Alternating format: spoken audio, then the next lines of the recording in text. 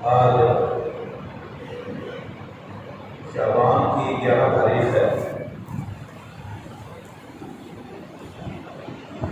اور ابھی چند دن بعد 15 شعبان کو ہمارے ملک میں اور اسی طرح دنیا میں کئی ممالک میں 15 شعبان کی رات کہ بہت سارے فضائل بیان کیے جاتے ہیں، پھر اگلے دن روزے کے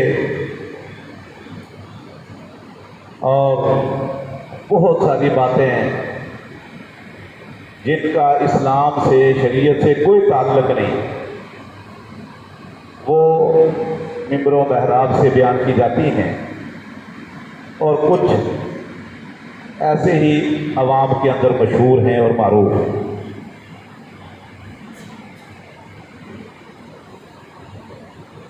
پندرہ شعبان کو عموماً لوگ شب برات کہتے ہیں۔ شاہ تو فارسی کا لفظ ہے اور براءت عربی کا لفظ ہے۔ آپ اس کے من گڑت ہونے، وضع کردہ ہونے کی دلیل اسی سے سمجھتے ہیں کہ اگر اس رات کی کوئی اہمیت ہوتی تو اس کا نام عربی میں ہوتا، جیسے ہماری شریعت عربی میں۔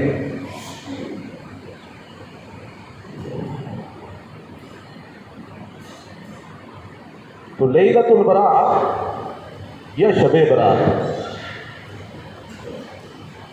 دراصل وہ لیلۃ القدر ہے، اور لیلۃ القدر کے متعلق اللہ رب العزت نے 2 مقام پر اس کا تذکرہ فرمایا ہے، اس کی اہمیت بیان فرمائی، اس کی فضیلت، قدر و قیمت بیان فرمائی ہے، اور آپ میں سے ہر شخص جانتا ہے کہ لیلۃ القدر رمضان کے آخری عشرے میں ہے، اور اللہ کے نبی صلی اللہ علیہ وسلم کی قولی اور فعلی احادیث اس حوالے سے متواتر ہے، متواتر احادیث ہے۔ اور اس کے بعد کئی صدیوں تک رمضان کے آخری عشرے میں شب برات یا لیلۃ البراء یا لیلۃ القدر یا قدر کی رات، یہ شب قدر بنائی جاتی تھی،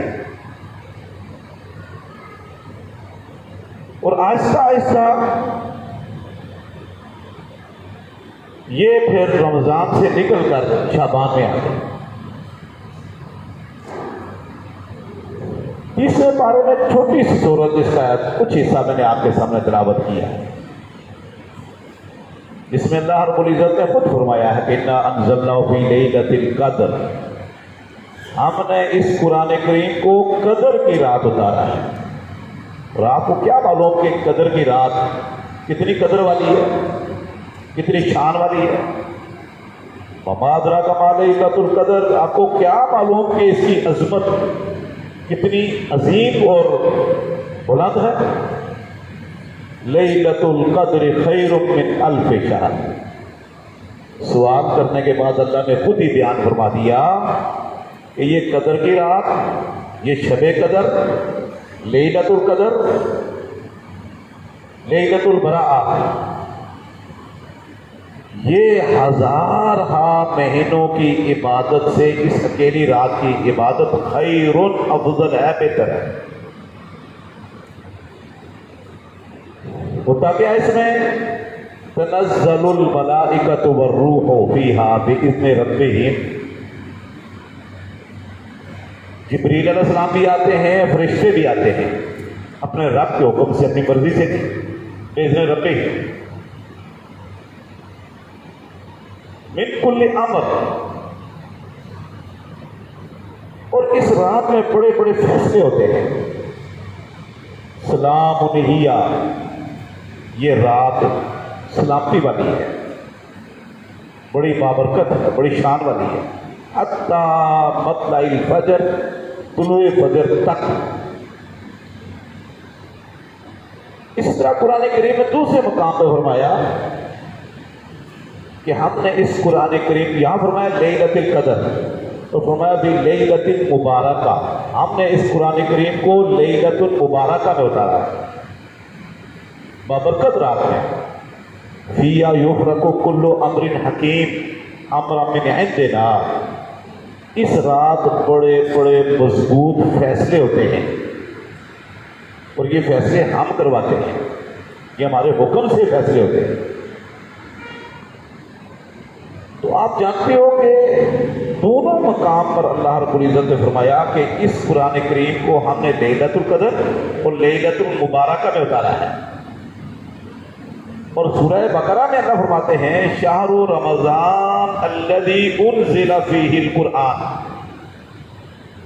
قرآن کریم کا نزول رمضان کے مہینے میں ہوا، شعبان میں نہیں ہوا.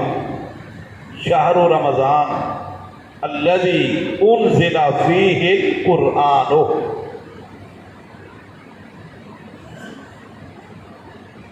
اللہ نے بھی فرما دیا کہ رمضان میں قرآن کا نزول ہوا آسمان عرش سے آسمان دنیا پر، حتیٰ کہ وہاں سے زمین پر بھی قرآن کریم کا نزول تھوڑا تھوڑا اکثر رمضان میں ہوا یا ابتدا رمضان میں ہوا.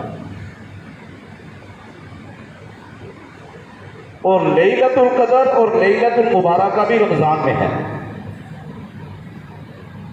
تو پورے قرآن میں کہیں بھی شب برات، شعبان کی 15 رات کے نزول قرآن، لیلۃ المبارکہ، لیلۃ القدر، لیلۃ البراء، شب برات، کوئی ذکر نہیں، نہ قرآن میں نہ کسی حدیث میں. ایک حدیث بیان کی جاتی ہے اس بارے میں، حدیث ہے صحیح مسلم کی، کہ اللہ کے نبی صلی اللہ علیہ وسلم ایک رات اچانک اٹھے اور مکی قبرستان میں چلے گئے. عائشہ رضی اللہ تعالیٰ عنہ نے سمجھا کہ میری باری تھی آج. اللہ کے نبی صلی اللہ علیہ وسلم چلے گئے، پیچھے پیچھے گئی، یہ کہاں جا رہے ہیں؟ آپ قبرستان میں. آپ نے 2-3 بار ہاتھ اٹھا کر دعا کی، طویل دعا کی مکی قبرستان میں جا کر. اس سے ثابت ہوتا ہے قبرستان میں جا کر ہاتھ اٹھا کے دعا کرنا ثابت ہے، مسنون ہے. پھر آپ واپس پلٹے تو عائشہ رضی اللہ تعالیٰ بھی جلدی جلدی واپس ہے. اللہ کے نبی صلی اللہ علیہ وسلم سمجھ گئے کہ یہ آگے آگے عائشہ گئی، اور آ کر چادر اوڑھ کر لیٹ گئی. تو آپ نے ان کے سانس پھولنے سے اندازہ لگا لیا. پوچھا عائشہ کیا مسئلہ ہے؟ اتخافین ان یحیف اللہ علیک ورسولہ، کہنے لگی اللہ کے رسول آپ اچانک بغیر بتائے چلے گئے، تو میں نے اس لیے میں دیکھ رہی تھی کہ آپ کہاں گئے. تو میں عائشہ اصل مسئلہ یہ ہے، جب آپ آرام کرنے لگے تھی تو جبریل علیہ السلام اندر آنے کے بجائے مجھے باہر بلایا کہ اندر عائشہ رضی اللہ عنہا محض استراحت ہے، پردہ تھا. باہر بلایا اور بلا کر کہا کہ اللہ نے مجھے بھیجا ہے کہ میرے محبوب پیغمبر کو جا کر بولو کہ بقیع قبرستان میں جو صحابہ کرام ہیں، مسلمان ہیں، ان کے لیے بخشش کی دعا کرو. چنانچہ میں نے سمجھا کہ آپ سوئی ہوئی ہیں. میں نے یہ خیال کیا کہ آپ سو گئی ہیں. تو اب آپ کو جگاؤں، جگا کر بتاؤں تو آپ گھبرائیں گی، پیچھے اکیلی ڈریں گی. تو میں نے کہا چلو چپکے سے میں جاتا ہوں، دعا کر کے آ جاؤں گا، آپ سوئی ہوئی رہیں گی تو یہ بہتر ہے. تو فرماتی ہیں کہ میں سوئی ہوئی نہیں تھی، جاگ رہی تھی، اس لیے پیچھے گئی. یہ حدیث صحیح مسلم کے اندر موجود ہے. اس حدیث میں کہیں بھی 15 شعبان کا ذکر ہی نہیں ہے.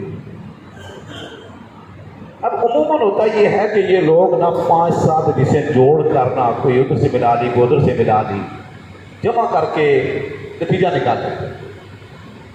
15 شعبان کا اس حدیث میں کہیں ذکر نہیں کہ آپ 15 شعبان کو گئے تھے۔ 15 شعبان کی رات کو قبرستان میں جانے اور بخشش کی دعائیں علی بن ابی طالب سے بھی ایک روایت لوگ بیان کرتے ہیں، عائشہ رضی اللہ عنہ سے بھی بیان کرتے ہیں، ایک کسی اور سے بھی بیان کرتے ہیں۔ تو وہ حدیثیں حافظ ابن حجر، امام ذہبی سے لے کر آج تک کے محدثین نے ان حدیثوں کی تخریج کی ہے، تحقیق کی ہے۔ موضوع من گھڑت ہے یہ حدیثیں، یہ گھڑی ہوئی ہیں، یہ خود بنائی ہوئی ہیں، یہ اللہ اور اس کے رسول صلی اللہ علیہ وسلم کی طرف سے نہیں۔ ہر ملک نے، اس ملک کے واعظین نے خود گھڑ لیے۔ یہ کوئی دشمنان اسلام کی بہت بڑی سازش تھی کہ لیلۃ القدر کی اہمیت کو کم کر دیا جائے اور اس کو رمضان سے نکال کر شعبان میں لے آئے۔ ایک حدیث بیان کی جاتی ہے کہ اللہ کے نبی صلی اللہ علیہ وسلم نے فرمایا کہ اللہ تعالی 15 شعبان کی رات کو اتنے لوگوں کی بخشش فرماتے ہیں، اتنی بڑی تعداد میں کہ جیسے بنو کلب کی بکریوں کے بالوں کے برابر۔ ایک بہت بڑا قبیلہ ہے، تو بکریاں چرایا کرتے تھے، ان کی بکریوں کے بالوں کے برابر انسانوں کی بخشش ہوتی ہے۔ یہ حدیث محدثین نے اپنی کتابوں میں بعض والوں نے ذکر کی ہے، اور ایک ایک چیز بالکل تحقیق کر کے تقریر کر کے لوگوں کے سامنے واضح کر دی۔ اس میں ایسے ایسے راوی ہیں جو انتہائی مجہول ہیں، کمزور ہیں، اور جن کی اپنے استاد سے ملاقات ہی ثابت نہیں۔ یہ بھی موضوع من گھڑت ہے، یہ گڑی ہوئی ہے، بنائی ہوئی ہے۔ یہ اللہ اور اس کے رسول صلی اللہ علیہ وسلم سے بری ہے۔ اللہ اکبر۔ 15 شعبان کے حوالے سے پرانے علماء ان حدیثوں کو ضعیف قرار دیتے رہے، البتہ علامہ البانی رحمۃ اللہ علیہ محدث العصر نے ایک حدیث کو حسن قرار دیا ہے۔ وہ حدیث یہ ہے کہ نبی کریم صلی اللہ علیہ وسلم نے فرمایا کہ 15 شعبان کی رات، 15 شعبان کی رات اللہ تعالیٰ آسمان دنیا بناتے ہیں اور فرماتے ہیں کوئی بخشش مانگنے والا تو بخشش مانگ لے، کوئی استغفار ہے۔ اور 15 شعبان کی رات اللہ کے حضور اعمال پیش ہوتے ہیں۔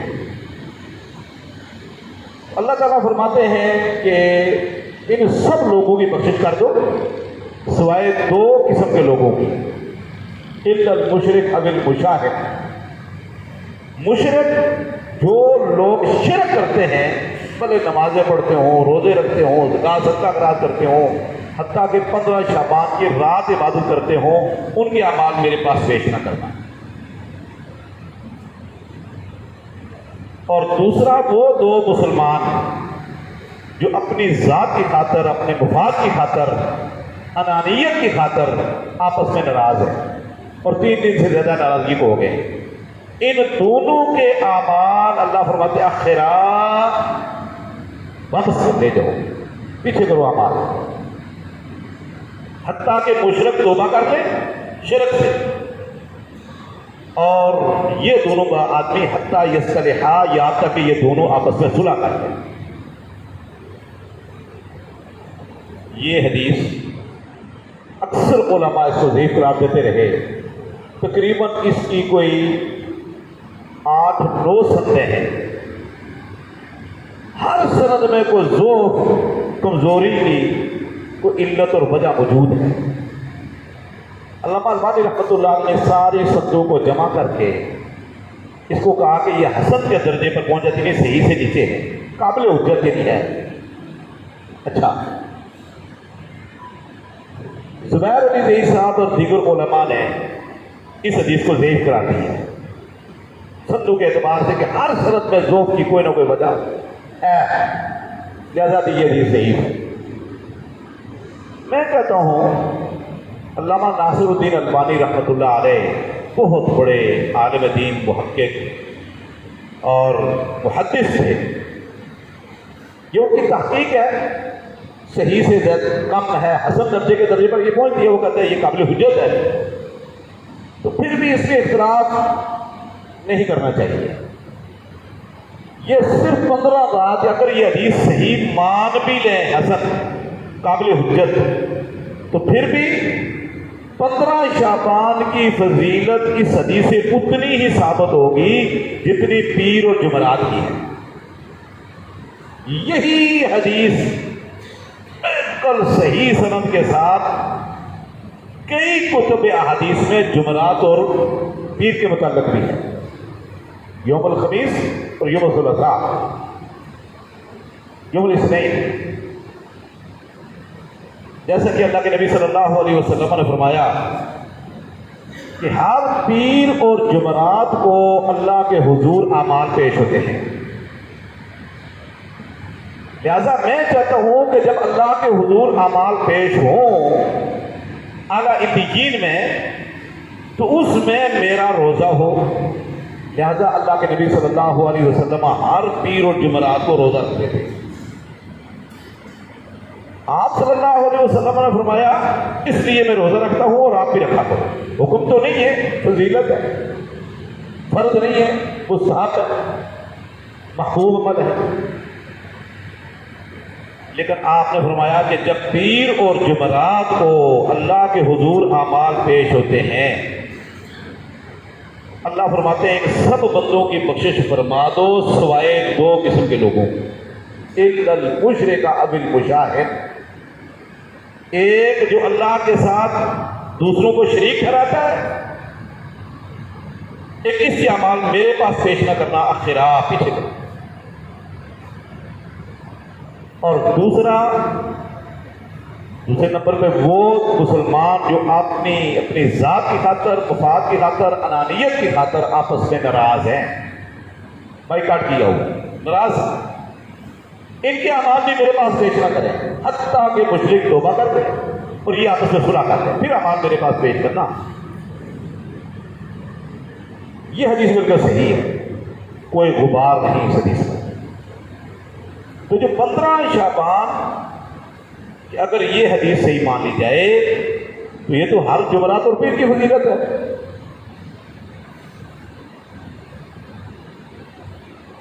تو میرے بھائیوں، یہ جو اس رات، یہ پوری رات تہجد پڑھنا، نوافل پڑھنا، تلاوت کرنا، اور تلاوت بھی مخصوص باتیں وضع کی ہوئی ہیں کہ پہلی رکعت میں یہ پڑھیں، دوسری میں یہ پڑھیں، پھر اگلے دن روزہ اور قبرستان جانا، 15 شعبان کی اگلے دن 15 شعبان کی صبح، قطعاً کسی حدیث سے ثابت ہے، کسی سے حدیث سے ثابت ہے۔ یہ سب بنی بنائی باتیں ہیں، مشہور ہیں۔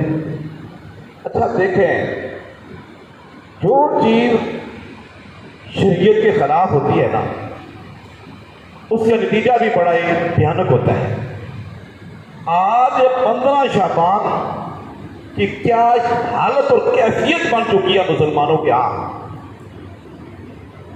15 شعبان سے پہلے ہی بارود اور پٹاخے اور بم فروخت ہونا شروع ہو جاتے ہیں، بڑی تعداد میں بارود آتا ہے اور لوگوں کا نقصان ہوتا ہے،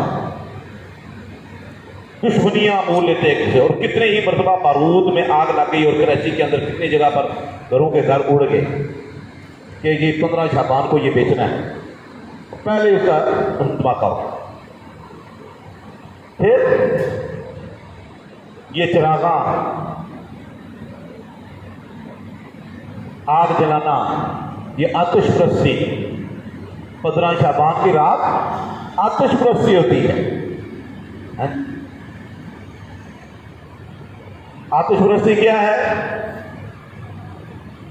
یہ باقاعدہ آتش پرست قوم ایران میں رہتی تھی، آتش پرست، آگ کے پجاری، آگ کی عبادت کرنے والے، اور شیطان نے امت مسلمہ کو آہستہ آہستہ آہستہ آتش پرستی پہ لگا دیا، بت پرستی پہ لگا دیا، مادیت پرستی پہ لگا دیا۔ آج کتنے ہی معبود ہیں مسلمانوں کے اللہ کے علاوہ۔ یہ خواہش بھی ایک معبود ہے جو اللہ اور اس کے رسول کے حکم کے مقابلے میں اپنے دل کی مانتے ہیں، گویا کہ ان کا معبود اللہ نہیں، وہ اپنے دل کی، اپنے من کی، اپنی مرضی کی، اپنی خواہش کی پوجا کرتے ہیں۔ اور قرآن کریم میں 2 مقام پر اللہ رب العزت نے اس کا تذکرہ کیا، ارأیتا اور ایک افرأیتا من اتخذ الہہ ہوا۔ کیا آپ اس شخص کو جانتے ہو جس نے اپنے نفس کو، اپنے دل کو، اپنی خواہش کو معبود بنا لیا؟ اتخذ الہہ ہوا، اس کا الہ اس کی ہوا ہے، خواہش ہے، تمنا ہے، چاہت ہے، اپنا من ہے، اللہ نہیں۔ اللہ کی بات رد کر دے گا، اللہ کے رسول کی بات چھوڑ دے گا، اپنی باتیں اللہ اکبر۔ کس طرح امت مسلمہ آج بہک گئی ہے، گمراہ ہو گئی ہے، صراط مستقیم سے ہٹ گئی کہ بالکل واضح شریعت، بالکل واضح شریعت کو چھوڑ کر کس طرح آپ اسلام سے ہٹ گئے اور شیطان کے ہاتھوں میں کھیل رہے ہیں آج۔ اور آتش پرستی مسلمانوں نے شروع کر دی، اور بڑے بڑے دیندار گھرانے اس رات وہ آتش پرستی کرتے ہیں۔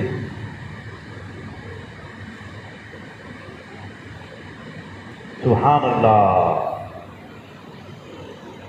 اللہ کے نبی صلی اللہ علیہ وسلم نے فرمایا تھا، ترکتکم علی محجۃ بیضاء لیلھا کنہارھا۔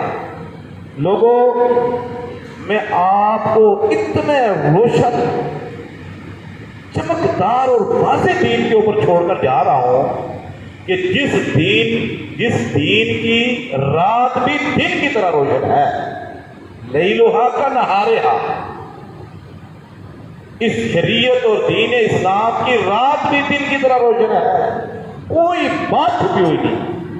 لا یزیغ عنہا الا وکان من الہالکین۔ فرمایا اتنے واضح عیاں شریعت کے ہونے کے باوجود جو بھٹک جاتا ہے، آنکھیں بند کر دیتا ہے، وہ خود ہی گمراہ ہوگا اور صراط مستقیم سے دور جا لے گا، اپنے آپ کو ہلاکت میں ڈال دے گا، جو اس کی اپنی غلطی ہے، اپنا قصور ہے۔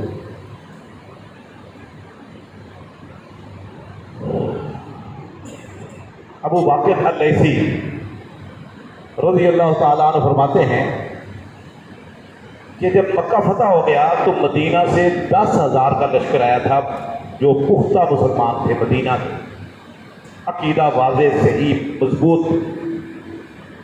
مکہ فتح ہو گیا،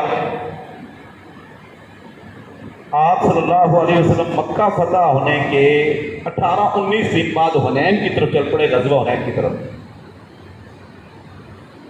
12,000 کا لشکر تھا، 2,000 نو مسلم تھے، 2,009 مسلم تھے۔ کسی کو اسلام قبول کیے ہوئے 2 ہفتے ہوئے، کسی کو ہفتہ، کسی کو 1 دن، کسی کو 1 گھنٹہ ہوا، وہ بھی جہاد میں شریک ہو گئے، کیونکہ لوگ یدخلون فی دین اللہ افواجا، فوج در فوج اسلام میں داخل ہو رہے تھے فتح مکہ کے بعد،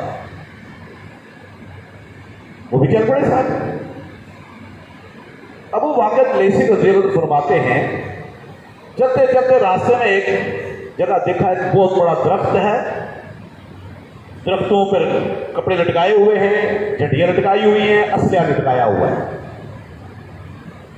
اور نیچے لنگر چل رہا ہے، پوجا ہو رہی ہے، بھنگڑے ڈالے جا رہے ہیں اور ہاہو ہو رہا ہے پوجا۔ تو جو لوگ مسلم تھے نا مکہ کے، یہ کام کرتے تھے، واد سوا یغوث یعوق نصر، لات منات عزا ہبل، یہی کچھ تھا۔ ان میں سے کسی نے کہا کہ یا رسول اللہ اجعل لنا ذات انوات کما لہم ذات انوات۔ ناتا ینوتو کا مطلب باندھنا، ناتا ینوتو کا معنی ہوتا ہے باندھنا، مناعت اسی کہتے ہیں علت کسی چیز میں پائی جائے تو یہ اصول فقہ میں بھی مناعت الاصل کا باب موجود ہے. تو یہاں کپڑے ڈنڈیاں بس مختلف دھاگے وغیرہ باندھتے رہتے تھے جیسے آج کل ہمارے یہاں ہوتا ہے کوئی اسلحہ باندھ گیا کوئی کچھ. فرمایا اجعل لنا ذات انواد کما لہم ذات انواد. ہمارے لیے بھی کوئی مشکل کشا حاجت روا بناؤ نظر آئے آنکھوں سے اس کی ہم بھی ایسے کام کریں. صحابی فرماتے ہیں کہ اللہ کے رسول نے فرمایا اللہ اکبر کل تم کما کالا قوم و موسیٰ لے موسیٰ. او اللہ کے بندو تم نے مجھ سے وہی مطالبہ کر ڈالا جو قوم موسیٰ نے موسیٰ علیہ السلام سے کیا اور وہ مطالبہ اللہ رب العزت نے سورہ اعراف میں ذکر کیا ہے. وجاوزنا ببنی اسرائیل البحر فاتوا علی قوم یعکفون علی اصنام لہم قالوا یا موسیٰ اجعل لنا الہا کما لہم آلہہ. جاوزنا ببنی اسرائیل البحر آنکھوں کے سامنے فرعون اور سارے گھر کو ہو گئے یہ کراس کر کے آگے چلے. اتنے دلائل معجزات حق کے براہین دیکھنے کے باوجود آگے چلے تو دیکھا ہے قوم جو ہے وہ درخت کی یا کسی چیز کی پوجا کر رہی ہے. کہنے لگے یا موسیٰ اجعل لنا الہا کما لہم آلہہ. اے موسیٰ اللہ ہمیں تو نظر ہی نہیں آ رہا ہمارے لیے بھی کوئی ایسی چیز مقرر کر دو جو آنکھوں کے سامنے ہو نظر آئے کہ کوئی ان کے لیے ذات انواد ہے ہمارے لیے بھی ذات انواد ہو. موسیٰ علیہ السلام نے فرمایا افسوس ان ہؤلاء متبر ما فیہم. یہ باطل کام کر رہے ہیں یہ برباد ہونے والی قوم ہے یہ ہلاک ہونے والی قوم ہے یہ باطل کام کر رہے ہیں اس کی کوئی بنیاد نہیں. تم نے مجھ سے یہ بتایا اللہ کے نبی صلی اللہ علیہ وسلم نے فرمایا بالکل وہی مطالبہ آج مجھ سے تم لوگوں نے کر دیا ہے جو ابھی ابھی مسلمان ہوئے ہیں. کیونکہ وہ زمانہ جاہلیت میں یہ کام کرتے رہتے تھے اسلام سے واقف نہیں تھے دین میں داخلہ بھی ہوئے. پھر آپ نے فرمایا ایک جملہ جو آج تقریباً پوری طرح امت مسلمہ پر صادق آ رہا ہے الا ماشاءاللہ. پھر آپ نے وہ تاریخی الفاظ فرمائے تھے لَتَتَّبِعُنَّ سُنَنَ مَنْ كَانَ قَبْلَكُمْ حَذْفَ النَّعْلِ بِالنَّعْلِ حَتَّى لَوْ دَخَلُوا جُحْرَ ذَبٍّ لَدَخَلْتُمُوهُ. ایک وقت آئے گا جو آپ سے پہلے گمراہ قومیں گزر گئی بھٹک گئی تھی ہلاک ہو گئی تھی آپ بالکل ان کے نقش قدم پر چل پڑو گے دوج بدوج قدم بقدم حتیٰ کہ جیسے دو جوتے برابر ہوتے ہیں ایسے تم ان کے برابر ہو جاؤ گے.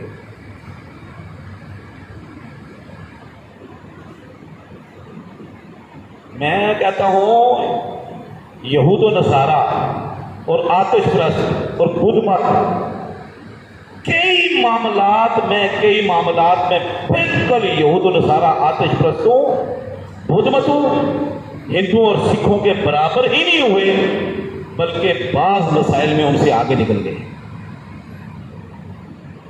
جو چیزیں انہوں نے چھوڑ دی وہ آج ہمارے بعض مسلمانوں نے اختیار کر تہذیب ثقافت کلچر کے نام پر. اللہ دین کو سب نے استعمال کرنے کی توفیق دے.